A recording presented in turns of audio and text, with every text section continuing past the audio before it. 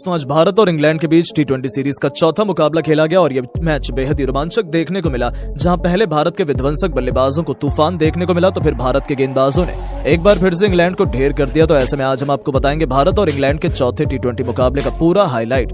तो हमारे साथ वीडियो के अंत तक जरूर बने रहें, लेकिन उससे पहले अगर आप भी टीम इंडिया और तिलक वर्मा के बहुत बड़े फैन हैं तो वीडियो को लाइक जरूर कीजिएगा। दोस्तों इंडिया और इंग्लैंड के बीच धमाकेदार 5 मैचों की टी20 सीरीज का चौथा और कांटे का मुकाबला आज मुंबई के वानखेड़े स्टेडियम पर शुरू हुआ, जहां टीम इंडिया इस मैच को जीतकर सीरीज को अपने नाम करना चाहती थी। वहां इस मैदान पर इंग्लैंड के कप्तान जॉस बटलर ने टॉस जीतकर पहले गेंदबाजी करने का फैसला किया और पिछले मैच की गलती को सुधारते हुए इंडिया की टीम ने पहले बल्लेबाजी करने के लिए आमंत्रित किया, जिसके बाद में भारतीय टीम पहले बल्लेबाजी करने के लिए मैदान पर आई। भारतीय टीम के लिए पारी की शुरुआत करने के लिए आज दोबारा से भारत के लिए अभिषेक शर्मा के साथ में संजू सैमसन मैदान पर उतरे। उन दोनों पर टीम इंडिया को एक बेहतरीन शुरुआत दिलाने की जिम्मेदारी थी, जहां इन दोनों ने शुरू के 2 ओवर तक संभलकर बल्लेबाजी की और सिंगल डबल से पारी को आगे बढ़ाया। हालांकि शुरू में इंग्लैंड के गेंदबाजों ने कसी हुई गेंदबाजी की, लेकिन 2 ओवर के बाद में इन दोनों ने ही अपने गियर बदल दिए। खास तौर पर अभिषेक शर्मा ने एक बार फिर से अपने इरादे साफ तौर पर जाहिर कर दिए, जहां अभिषेक शर्मा ने पहले तो तीसरे ओवर में 2 तूफानी छक्के और 1 चौका लगाया। वहीं उसके बाद चौथे ओवर में संजू और अभिषेक शर्मा दोनों ने एक खतरनाक छक्का लगाकर पूरी तरह से इंग्लिश गेंदबाजों के ऊपर काउंटर अटैक कर दिया। इन दोनों की बल्लेबाजी से पूरी तरह से इंग्लैंड की टीम दबाव में दिख रही थी। वहीं पावर प्ले के अंतिम ओवर में अभिषेक शर्मा ने एक बार फिर से आदिल रशीद को टारगेट किया और इस ओवर में भी अभिषेक शर्मा ने 2 लगातार स्टेडियम पार गगनचुंबी छक्के ठोककर अपनी हाफ सेंचुरी पूरी कर ली, सिर्फ 22 गेंदों पर। इस तरह से पावर प्ले के समाप्त होने तक भारत की टीम ने 70 रन बना लिए थे।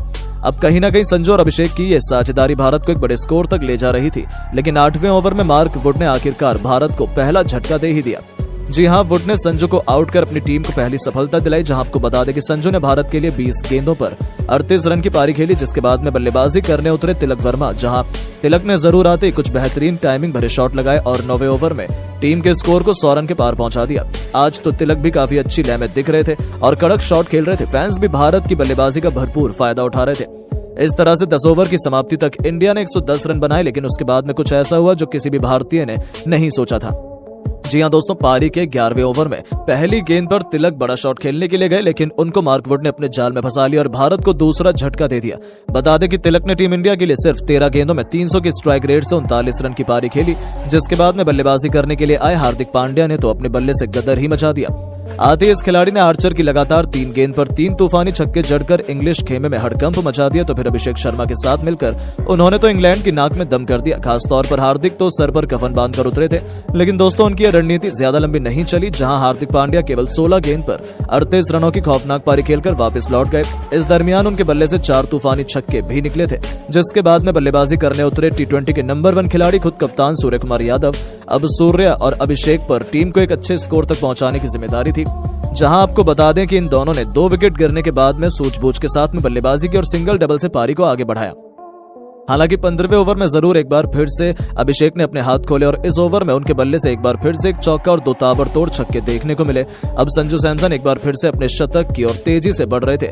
वहीं 15 ओवर की समाप्ति तक इंडिया का स्कोर भी 173 रनों तक पहुंच गया था, लेकिन 16वें ओवर में आखिरकार भारत को बड़ा झटका लग ही गया। इस ओवर में अभिषेक बड़ा शॉट खेलने के चक्कर में जोफ्रा आर्चर का शिकार बन गए। बता दें कि अभिषेक ने इंडिया के लिए 42 गेंदों पर 76 रन की पारी खेली, जहां पर इस पारी में उनके बल्ले से 7 छक्के और 5 चौके निकले। उसके बाद में सूर्य का साथ देने के लिए मैच फिनिशर रिंकू सिंह तूफान बनकर मैदान पर उतरे। उनको बखूबी पता था कि इनको लास्ट में कैसे बल्लेबाजी करनी है, जहां आपको बता दें कि आते ही रिंकू ने दूसरी गेंद पर एक गगनचुंबी छक्का जड़ दिया और अपना इंटेंट साफ जाहिर कर दिया, जिसके बाद सूर्या ने भी अपने हाथ खोले और 17वें ओवर में सूर्या के बल्ले से 3 टाइमिंग भरे चौके निकले। वहीं रिंकू और सूर्या ने 18वें ओवर में अपनी टीम के स्कोर को 200 रन के पार पहुंचा दिया। अब कहीं ना कहीं पूरी तरह से इंग्लैंड बैकफुट पर नजर आ रही थी, जिसके बाद में अंतिम के 2 ओवर में इन दोनों ने जो बल्लेबाजी की वो वाकई में देखने लायक थी। इन दोनों ने अंतिम के 2 ओवर में 49 रन कूद डाले, जहां अंतिम 2 ओवर में रिंकू के बल्ले से 3 तूफानी छक्के देखने को मिले, तो वहीं कप्तान सूर्या ने भी 2 आसमानी छक्के और 1 चौका लगाया।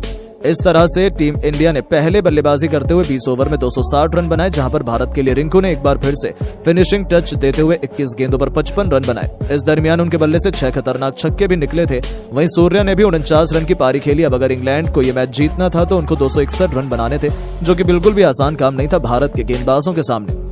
जिसके बाद में जब इंग्लैंड की टीम इस लक्ष्य का पीछा करने के लिए आई तो उनको आज एक बेहतरीन और ताबड़तोड़ शुरुआत चाहिए थी, क्योंकि लक्ष्य काफी बड़ा था, लेकिन लक्ष्य का पीछा करने उतरी इंग्लैंड की शुरुआत काफी खराब रही। पहले ओवर में जॉस बटलर को अर्शदीप सिंह ने इन स्विंग गेंद डालकर क्लीन बोल्ड कर दिया और इंडिया को पहली सफलता दिलाई।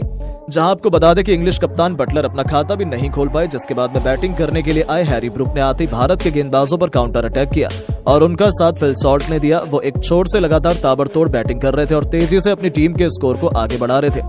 वहीं हैरी ब्रूक भी उनका अच्छा साथ दे रहे थे। इन दोनों ने देखते ही देखते सिर्फ और सिर्फ 4 ओवर में अपनी टीम को 60 रन के पार पहुंचा दिया। लेकिन अब टीम इंडिया को विकेट की जरूरत थी और उसके बाद कप्तान सूर्या ने गेंद रवि बिश्नोई को थमाई और बिश्नोई ने आते पावर प्ले के अंतिम ओवर में जो गेंदबाजी की उसने मैच को ही पलट दिया। बिश्नोई ने दोनों सेट बल्लेबाजों को आउट कर दिया और इंडिया को बड़ी सफलता दिला दी।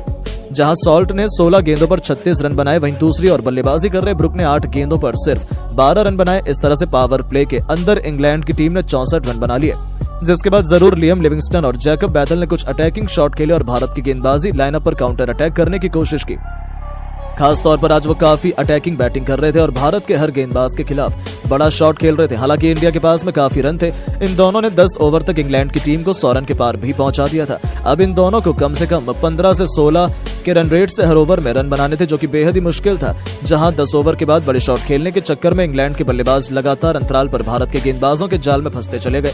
खास तौर पर रवि बिश्नोई और वरुण चक्रवर्ती ने इंग्लैंड की लगभग पूरी टीम को समेट दिया। जहां आपको बता दें कि पहले तो 13वें ओवर में बिश्नोई ने 2 झटके दिए अंग्रेजों को। उन्होंने लिविंगस्टन को 30 रन के निजी स्कोर पर आउट कर दिया और इसी ओवर में बैथल को भी 13 रन के स्कोर पर एलबीडब्ल्यू कर दिया। जिसके बाद 15वें ओवर में वरुण ने 2 झटके और इंग्लैंड को दे दिए, जहां इंग्लैंड का पूरा बल्लेबाजी क्रम ताश के पत्तों की तरह बिखर रहा था। हालांकि उनके बल्लेबाजों ने लड़ाई तो लड़नी चाहिए, लेकिन वो अपनी टीम को सिर्फ 165 रन तक ही पहुंचा सके और भारत की टीम ये मैच बड़ी आसानी से एक तरफा अंदाज में जीत गई। लेकिन दोस्तों, अब आपको क्या लगता है कि अभिषेक बटलर और रिंकू में कौन सबसे खतरनाक बल्लेबाज है? अपनी कीमती राय नीचे कमेंट करके जरूर बताएं और ऐसी शानदार खबरों के लिए चैनल को सब्सक्राइब जरूर करें। धन्यवाद।